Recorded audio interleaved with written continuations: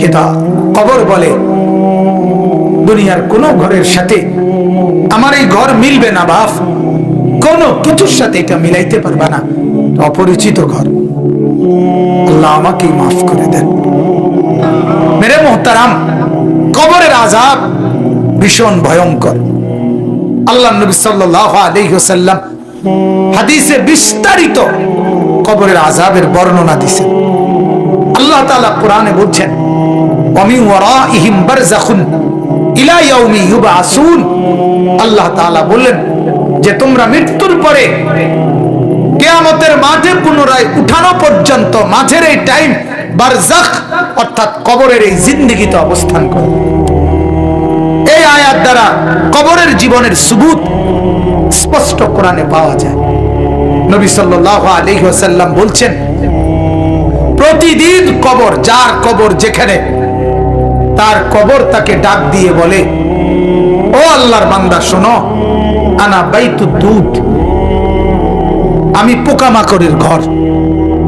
আমার বাপ শুনেন, যুবক আপনারাও শুনেন, আপনারাও শুনেন, কবর কিন্তু নির্দিষ্ট কোনো বয়সে যায় না বাপ। প্রতিদিন কোলের বাচ্চাও কবরে যায়, 90 বছরের বুড়াও কবরে যায়, 16 বছরের 20 বছরের তাকড়া জওয়ানও কবরে যায়। কবরস্থানে সব ধরনের লাশ আছে। এজন্য কবর ডেকে বলে, ও আল্লাহর বান্দা আমি পোকামাকড়ের ঘর।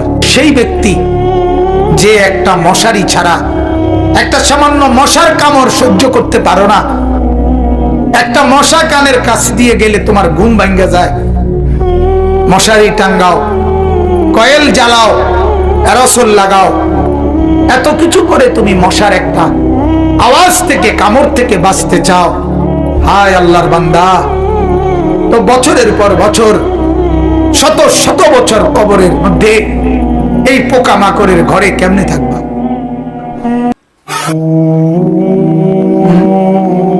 বলেন। কবর প্রতিদিন বলে, আনা বাইতুল ওয়াহদা, ও আল্লাহর বান্দা আমি কিন্তু একাকী ঘর, একাকী ঘর, কেউরে পাবা না, কেউরে না। আমার বাপ, এই পৃথিবীতেও একাকিত্বের যন্ত্রণা বড় সাংঘাতিক। আপনার ঘরে যদি লক্ষ কোটি টাকারও মাল সামানা থাকে, খাদ্য খাবার, ফল ফলাদি সব আছে, সব আছে, শুধু স্ত্রী নাই, মা নাই, বাপ নাই, ছেলে নাই, মেয়ে নাই, কেউ নাই, আপনি শুধু একা, খোদার কসম এই একাকিত্বের যন্ত্রণায় ঘরের সবকিছু না, সারা দুনিয়াটাই আপনার কাছে বিষাদ মনে হবে, মনে হবে আমার কিছুই নাই। গত বছর আপনারা অনেকে শুনছেন হয়তো, এক ভদ্রলোক, ঢাকার শিল্পপতি, কোটি কোটি টাকার মালিক, গার্মেন্টস মেল ফ্যাক্টরির মালিক, ওই ভদ্রলোক একাকিত্বের কারণে, স্ত্রী নাই, ছেলে নাই, মেয়ে নাই, বিবিও দূরে সরে গেছে, ইউরোপ থাকে, ছেলেও থাকে বাহিরে, মেয়েও থাকে বাহিরে, একটা লোক নাই ফ্যামিলিতে। শুধুমাত্র এই একাকিত্বের কারণে এরকম মোবাইলে লাইভে সারা পৃথিবীকে জানাইয়া, সবার সামনে, সারা বিশ্বের চোখের সামনে এরকম কপালের মধ্যে পিস্তল ঠেকাইয়া নিজের জীবন নিজে দিয়ে দিছে, আত্মহত্যা করছে শুধু একাকিত্বের যত। এজন্য কবর ডাক দিয়ে বলে, আনা বাইতুল ওয়াহদা, আমি একাকী ঘর, কাউকে পাবা না। আনা বাইতুল গুরবা, কবর বলে, ও আল্লাহর বান্দা আমি অপরিচিত ঘর, কাউকে চিনবা না, ডানে বামে কিছুই বুঝবা না, মাটি ছাড়া আর কিছুই চিনবা না, আমি অপরিচিত ঘর। দুনিয়ার এক মানুষ আরেক মানুষের বাড়িতে গেলে মোটামুটি বুঝে এই রুমটার সামনের রুম, প্লাস্টিকের দরজাওয়ালা, এটা একটা বাথরুম, চুলা টুলা দেখা যায়, ওইটা রান্নার ঘর, মোটামুটি মানুষ আইডিয়া করে। কবর বলে দুনিয়ার কোন ঘরের সাথে আমার এই ঘর মিলবে না বাপ, কোন কিছুর সাথে এটা মিলাইতে পারবা না, অপরিচিত ঘর। আল্লাহ আমাকে মাফ করে দেন। এজন্য বাপ অনুরোধ করছি, কবরের ফিকির করেন, কবরের ফিকির করেন। সাইয়্যিদুনা উসমান রাদিয়াল্লাহু তাআলা আনহু, হযরত উসমান নবীজির সাহাবী, উনি যখন কোন কবরের সামনে দাঁড়াইতেন তখন তিনি এই পরিমাণ ফাবাকা কাঁদতেন, হাত্তা ইয়াবুল্লা লিহিয়াতাহু, কাঁদতে কাঁদতে তার দাড়ি পর্যন্ত ভিজে যেত। অন্যরা জিজ্ঞাসা করতেন, ও আমিরুল মুমিনিন, কবর দেখলে আপনি এমন করেন কেন? তখন তিনি বললেন, তুমি জানো না এটাই তো আখিরাতের প্রথম মঞ্জিল, আউয়ালু মানজিলিন মিন মানাজিলিল আখিরাহ, আখিরাতের প্রথম ঘর, প্রথম স্টেশন। মান নাজা মিনহু, এখান থেকে যে মুক্তি পাবে সে তো বাকি সব ঘাটিতে মুক্তি পাবে, এখানে যে আটকায়া যাবে সে তো সব ঘাটিতে আটকায়া যাবে। এই জন্য কবর দেখলে আমার ভয় হয়, না জানি আমার কবরে কি হবে, না জানি আমার কবরে কি হবে। হযরত ওমর রাদিয়াল্লাহু তাআলা আনহু, হযরত ওমর, আমরা কিতাবে পড়ছি, ইন্তেকালের পূর্ব মুহূর্তে ওনাকে বর্ষা ছুরি দিয়ে আঘাত করা হয়েছিল এক কাফের বেঈমানে, নামাজ অবস্থায়, ফজরের নামাজ পড়া অবস্থায়।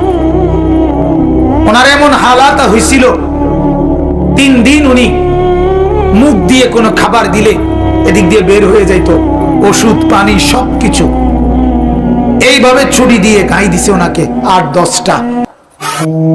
এরপরেও হযরত ওমর রাদিয়াল্লাহু তাআলা এই অবস্থায় মুমূর্ষ, তখন তিনি চকির মধ্যে, খাটিয়ার মধ্যে ওনাকে শোয়াইছে আর সবাই কাঁদতেছে।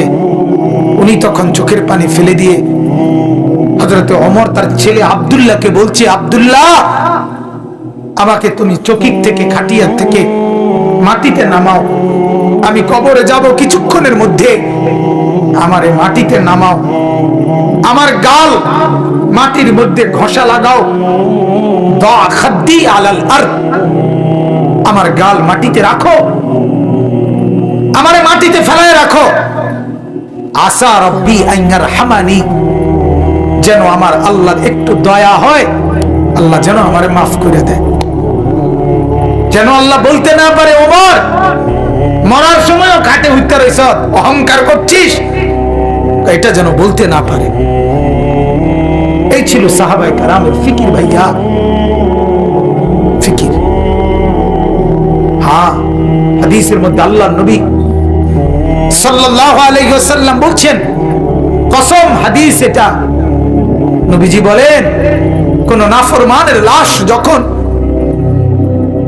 কাঁধের মধ্যে করে কবরস্থানের দিকে নিয়ে যায়, এই পরিমাণ চিৎকার করে, এই পরিমাণ চিৎকার করে নাফরমান বলে, আল্লাহর দোহাই তোমাদের, আমার লাশ ওই কবরস্থানে নিও না, আমার এই কবরে রাইখো না। আল্লাহর নবী সাল্লাল্লাহু আলাইহি সাল্লাম বলেন, মানুষ ব্যতীত আল্লাহর সব মাখলুক ওই চিৎকার শুনতে পায়, ওই চিৎকার শুনতে পায়। এই কবরে যাওয়ার আগে চিৎকার, লাশের চিৎকার। আল্লাহর নবী সাল্লাল্লাহু আলাইহি সাল্লাম বলেন, যদি ওই নাফরমানের চিৎকার তোমাদের কানে একবার শুনতা, তাহলে পৃথিবীর কোন মানুষ কোনদিন কারো লাশ খাটের মধ্যে কান্দে নিত না, কারণ যদি চিৎকার মারে এই ভয়ে, তাহলে রাস্তায় পড়ে থাকতো লাশ, কুকুর আর বিড়ালে খাইতো। হাদিস আমার বাপ। অতএব কবরের ফিকির করে। আল্লাহর নবী সাল্লাল্লাহু আলাইহি ওয়াসাল্লাম মৃত্যু পর্যন্ত নবীজি নিজে নিজে, আল্লাহর নবী সাল্লাল্লাহু আলাইহি ওয়াসাল্লাম 5 ওয়াক্ত নামাজের পরে, 5 ওয়াক্ত নামাজের পরে নবীজি যে কয়টা জিনিস থেকে পানাহ চাইতেন, আল্লাহর কাছে মুক্তি চাইতেন, তার মধ্যে একটা হলো কবরের আযাব। আল্লাহুম্মা ইন্নী আউযু বিকা মিন আযাবিল কবর, আল্লাহ কবরের আযাব থেকে বাঁচান, ওয়া মিন ফিতনাতিল কবর, কবরের মুসিবত থেকে বাঁচান। আল্লাহর নবী সাল্লাল্লাহু আলাইহি সাল্লাম বলেন, কোন নাফরমান যখন কবরে প্রশ্নের জবাব দিতে পারবে না। তখন আল্লাহ তাআলার পক্ষ থেকে বলা হবে ফাফরিশুহু মিনান নার ওয়ালবাসুহু মিনান নার ওয়াফতাহু লাহু বাবান ইলান নার। ও ফেরেশতারা, এই নাফরমানের কবরে জাহান্নামের বিছানা বিছায় দাও, জাহান্নামের পোশাক পরায় দাও, জাহান্নাম বরাবর দরজা খুলে দাও। কিয়ামত পর্যন্ত এভাবে জাহান্নামের আগুনের পোশাক আর বিছানার মধ্যেই ধাও ধাও করে চলবে। আল্লাহ নবী সাল্লাল্লাহু আলাইহি সাল্লাম বলেন, নাফরমানের কবরে এমন একজন ফেরেশতাকে পাঠানো হবে, যেই ফেরেশতা আমা ওয়া আসাম্মু, অন্ধ এবং বধির, চোখেও দেখে না, কানেও শোনে না, লোহার একটা মুগুর দিয়ে একটা বাড়ি মারবে, 7 তবক জমিনের নিচে দেবে যাবে, আবার উঠবে, আবার মারবে। আর ওই নাফরমান কবরে চিৎকার করবে, ভীষণ কান্নাকাটি করবে, কিন্তু ওই ফেরেশতা তো চোখেও দেখে না, কানেও শোনে না, তোমার চিল্লানি শুনবে কি? আল্লাহ আমাকে মাফ করে দেন। এজন্য রাত গভীরে আপনাদেরকে বললাম, ভাই আমাকেও বললাম, উসিকুম ওয়া ইয়া, আপনাদেরকেও নসিহত করছি, আমাকেও। প্রত্যেকে কবরের প্রস্তুতি নেই। আল্লাহ তাআলা বলছে, বান্দা কি হলো, বান্দা হলোটা কি? মাটির উপরে একটা ঘর, সেটারে কত যত্ন করে সাজাইলা, কত দামি টাইলস, কত খাট পালং সোফা, ফার্নিচার, ফ্রিজ, এসি, দরজা জানালা, কত সুন্দর করে মাটির উপরের ঘর সাজাইলা। আহা বান্দা, তুমি কি জানো না মাটির নিচেও তো তোমার আরেকটা ঘর আছে, সে ঘরের নাম কবর। ওইটাকে সাজাইলা না কেন? ওই ঘর সাজাইলা না কেন? মাটির উপরের ঘর যদি সাজে খাট পালং আর সোফা দিয়ে, তো মাটির নিচের ঘর সাজে জিকির তাসবিহ তেলাওয়াত দিয়ে, আল্লাহ তাআলার গোলামি দিয়ে, সেজদা দিয়ে, নামাজ দিয়ে, হালাল ভক্ষণ করে কবরের ঘর সাজাইতে হয়। নেক আমলের পুঁজি দিয়ে যদি কবর সাজান, তো কবরটাকে আল্লাহ তাআলা ফেরেশতাকে বলবে ফাআফরিশুহু মিনাল জান্নাহ ওয়ালবাসুহু মিনাল জান্নাহ, আমার বান্দার কবরকে জান্নাতের বিছানা বিছায় দাও, জান্নাতের পোশাক পরায় দাও, জান্নাত বরাবর দরজা খুলে দাও, কবরটা চতুর্দিকে 70 হাত প্রশস্ত করে দাও। সুবহানাল্লাহ। এরপরে এভাবে করার পরে নেককারের কাছে সুন্দর হাসানুল ওয়াজহ, সুন্দর চেহারার আকৃতির এক নওজোয়ান আসবে। তখন কবর ব্যক্তি বলবে, আমি তো আপনাকে চিনলাম না। তখন সে বলবে, আনা আমালুকা সালেহ, আমি তোমার সারা জিন্দেগীর নেক আমল। আজ প্রস্তুতি নাও, জান্নাতে তোমার বন্ধুদের সাথে, জান্নাতের মেহমানদের সাথে, তোমার আত্মীয়দের সাথে মিলিত হবে। এটার খুশখবরই আমি তোমাকে দিতে আসছি। হাদিসে আছে, আল্লাহর নবী বলেন, তখন নেককার কবরবাসী বলবে আল্লাহর কাছে, ইয়া রাব্বি আকিমিস সাআ হাত্তা ইয়ারজিআ ইলা আহলি, আল্লাহ আরে জলদি কিয়ামত শুরু করে দেন, আমি আমার পরিবারের কাছে ফিরে যেতে চাই। মানে জান্নাতে যেতে চাই, জান্নাতে যেতে চাই। এজন্য কবরকে ভয় করেন। আপনি আমি প্রতিদিন দেখতেছি, প্রতিদিন মানুষ কবরে যায়, যায় কিনা বাস? ওরা কেউ মরতে চায় নাই, কিন্তু মৃত্যু তাদের কাউকে রাখে নাই। কেউ মরতে চায় না, কেউ না।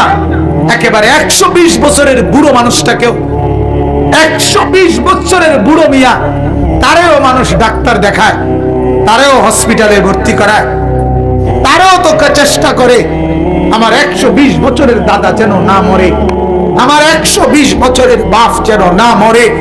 তিনিও মরতে চান না, কিন্তু কবর ডাক দিয়ে বলে, আমি কাউকে থাকতে দেই না। দুনিয়া বলে, মাটি বলে, আরে বন্ধু মরতে তো কেউই চায় নাই, আমি তো কাউকে থাকতে দেই নাই। ফেরাউন তো মরতে চায় নাই, নমরুদ তো মরতে চায় নাই, সাদ্দাদ আর কারুন তো মরতে চায় নাই, কিন্তু মৃত্যু তো তাকে ছাড়ে নাই। ছাড়ছে কিনা ভাইয়া? নওজোয়ান, কি রঙের গুড্ডি উড়াইতেছ বাপ? কি রঙের গুড়ি উড়াচ্ছ? এভাবে ভুলে গেলা কবর, অথচ তোমার সামনে মানুষ অ্যাক্সিডেন্ট হয়, জলজ্জন্ত মানুষ মরে যায়। ওই যে রাস্তায় এখনো শুনলাম, হ্যাঁ, ছোট্ট বাচ্চা সহ মেরে গেছে। এই তো আমাদের চান্দিনা রাস্তায়। আমার মাদ্রাসার হাফেজ সাহেব, আমার মাদ্রাসার উস্তাদ এখনো আছে, হাফেজ মামুন। তার বাবা, তার মা, তার 4 বছরের বোন ঢাকা থেকে আসতেছে, নরসিংদী গাড়ি স্টিকের সাথে লাগছে।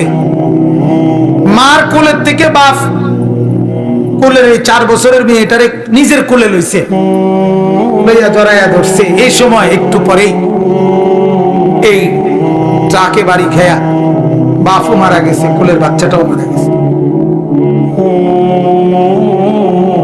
মা বাইচে গেছে। আমার কাছে মনে হয়েছে যেন মা তার স্বামীর কোলে দিয়ে বলছে, ধরো তোমার বাচ্চাটাকে নিয়ে যাও তোমার সাথে। তাইলে বাপ বলেন না, ছেলেদেরকে কে বুঝাবে? ওরা মনে করছে আমরা এত সকাল মরবো না, আর কিছুদিন গুনাহ করি, আর কিছুদিন উলঙ্গ ছবি দেখি, আর কিছুদিন নাচ দেখি, ছবি দেখি, অশ্লীল বেহায়াপনা।